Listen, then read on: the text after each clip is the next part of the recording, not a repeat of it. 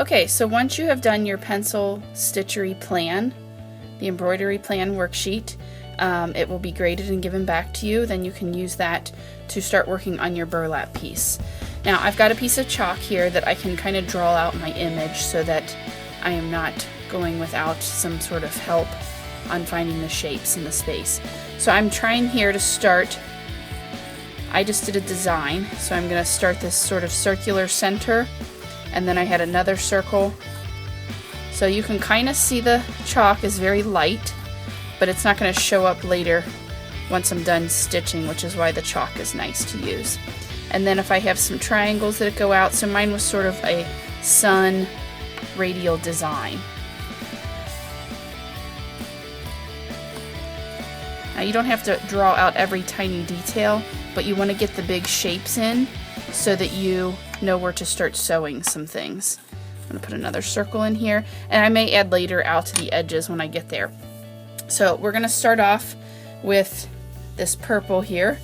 We are using yarn and a darning needle. So this is not a typical metal needle. These are plastic. They're meant to use for yarn, and it gets a bigger eye in it so that you can get your yarn thread through that. So we typically don't want to have to lick the yarn, but if you squeeze it tight between your fingertips and then force it through and pull it through without it shedding everywhere. You don't want it to split all the pieces through. And then pull it just a little bit like that. And then what I'm going to do right now is I'm kind of going from my hand to my shoulder on the length of that. You can always get more, but we don't want to have to waste any. So it's about that long. Now I'm going to show you how to tie a knot. There's multiple ways, but this is a typical sewing knot. You wrap it around your finger pretty tight, so you can see it's kind of squeezing my finger there. And then you're going to roll.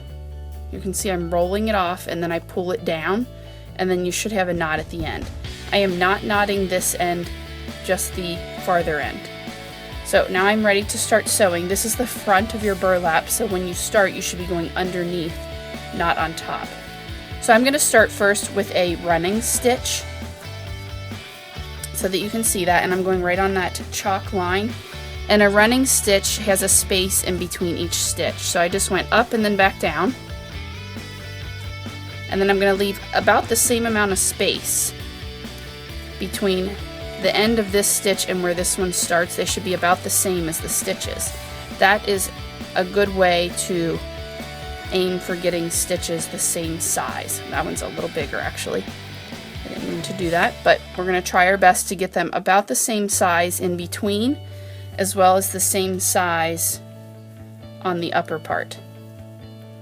So you can see this is a basic stitch that you just go up, down in the fabric, up, down. Take your time, try to make them the same, and then we're going to go all the way around that way.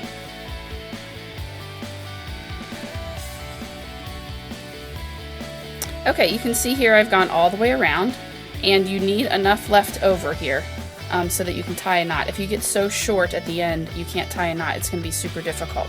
I like to use the needle to tie my knot, so I kind of just make this circle here. See how I twist the yarn, and then I'm putting the needle through there, and then I'm going to guide the knot carefully to go to the bottom of that yarn.